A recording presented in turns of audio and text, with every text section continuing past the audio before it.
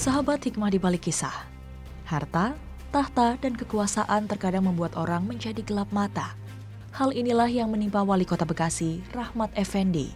Dirinya tertangkap tangan bersama dengan beberapa orang pengusaha oleh Komisi Pemberantasan Korupsi (KPK). Rabu sekitar pukul 11 malam. Pepen, panggilan akrab orang nomor 1 di Kotia Bekasi tersebut, tiba di gedung Komisi Pemberantasan Korupsi, Kuningan, Jakarta Selatan. Namun tak sepatah kata pun terucap dari mulutnya saat awak media berusaha meminta penjelasan. Sedangkan dari keterangan PLT juru bicara KPK, kasus yang menjerat Wali Kota Bekasi tersebut masih terus dikembangkan.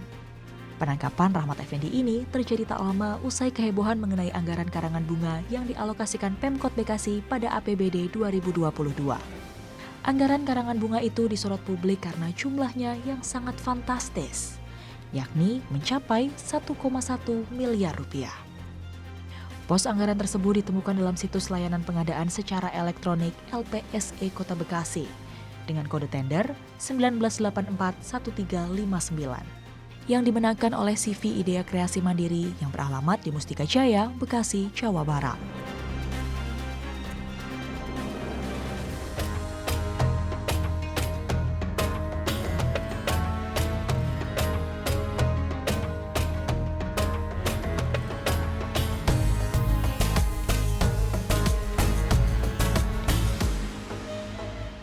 Assalamualaikum warahmatullahi wabarakatuh. Waalaikumsalam. Alhamdulillah, pagi ini kita berjumpa lagi sahabat hikmah bersama saya Rahma Hayuding Dia dan sudah ada Ustadz Fikri Haikal MZ. Ustadz, ngebahas korupsi itu capek banget deh, Ustadz. Capek banget. Nah, kalau dalam Islam, Ustadz, bagaimana hal itu dipandang perbuatan yang sangat menyakitkan hati rakyat ini? Iya. Ini kategori fasad fil ardi, melakukan perusakan di muka bumi. Perusakan dalam soal apa? Bermacam-macam, tetapi yang terpenting adalah persoalan perusakan sistem. Bagaimana sebuah negara mau maju kalau kemudian korupsinya makin meningkat? Dan korupsi itu kan memperkaya diri sendiri, menguntungkan pribadi, golongan maupun kelompoknya sendiri. Dan kategori jenis ini fasad fil ardi, haram jelas. Dan hukumannya dalam Islam berat, sangat berat. Karena itu memang korupsi ini yang terjadi sepertinya penyakit mental. Ketika mentalnya belum siap untuk memegang satu jabatan yang berpengaruh kepada kehidupan kemaslahatan orang banyak, kalau mentalnya belum siap, ya terjadilah hal-hal seperti ini. Bisa kita saksikan kan lewat tayangan-tayangan barusan itu. Sebuah pemimpin yang harusnya jadi contoh, jadi teladan, jadi panutan buat masyarakat dan rakyat, tapi ternyata dalam prakteknya memperkaya diri sendiri, melakukan tindakan korupsi. Lah kita ini masyarakat, rakyat bingung mau cari contoh kemana, mau nyari teladannya ke siapa. Sedangkan mereka yang kita pilih untuk memimpin kita, untuk mengurusi kemaslahatan kita, ternyata menyelewengkan kekuasaan tersebut dengan melakukan tindakan-tindakan korupsi yang dalam ajaran agama Islam jelas merupakan fasad fil ardi, diharamkan dan dosa besar. Allah langsung. Nah, Ustadz, kalau misalnya nih koruptor-koruptor itu udah jelas ya Pak Ustadz ya, mereka nggak punya hati, jahat gitu kan, ngambil uang rakyat. Nah, jumlahnya kan fantastis, bermiliar-miliar. Jangan-jangan Pak Ustadz, mungkinkah ada korupsi-korupsi yang jumlahnya nggak sebegitu besarnya, kecil-kecil tapi dalam kehidupan sehari-hari suka kita lakukan tanpa kita sadar?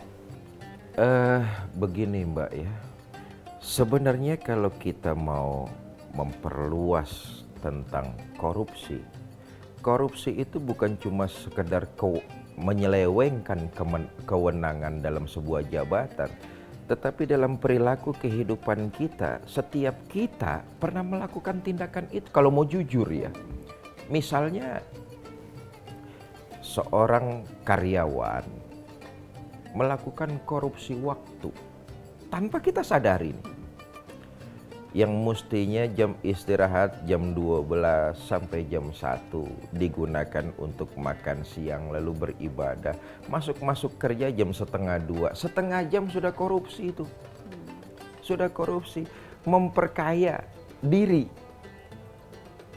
Dalam artian nyenangin diri dengan melupakan kewajiban. Kewajibannya kan kerja. Secara tidak langsung karyawan seperti itu sudah melakukan korupsi. Seorang pelajar jam istirahat pertama jam 9 sampai jam 9:15 atau jam 9:30 pagi. Tapi baru masuk lagi dengan berbagai macam alasan ke toilet lah. Baru masuk lagi 5 atau 10 menit setelah jam masuk berbunyi. Itu tanpa disadari sudah melakukan korupsi. Sebagian besar terjebak. Pernah melakukan perbuatan korupsi.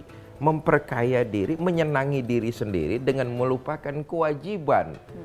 Nah, itulah fakta dalam kehidupan. Kita semua pernah melakukan itu tanpa kita sadari. Tetapi yang sering jadi tajuk, jadi judul, jadi tagline, pejabat-pejabat yang punya kewenangan melakukan korupsi, itu stigma itu kemudian yang timbul.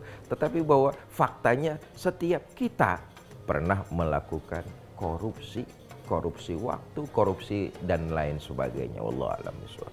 Wah, jadi kita juga harus ngaca juga ya Pak Ustadz ya. Ketika melihat berita, membaca kisah, jangan-jangan kita juga pernah melakukan tapi kita nggak sadar. Betul, pelaku ternyata. Oke, Sobat Hikmah, nah berikutnya kita akan membahas soal ini nih Pak Ustadz.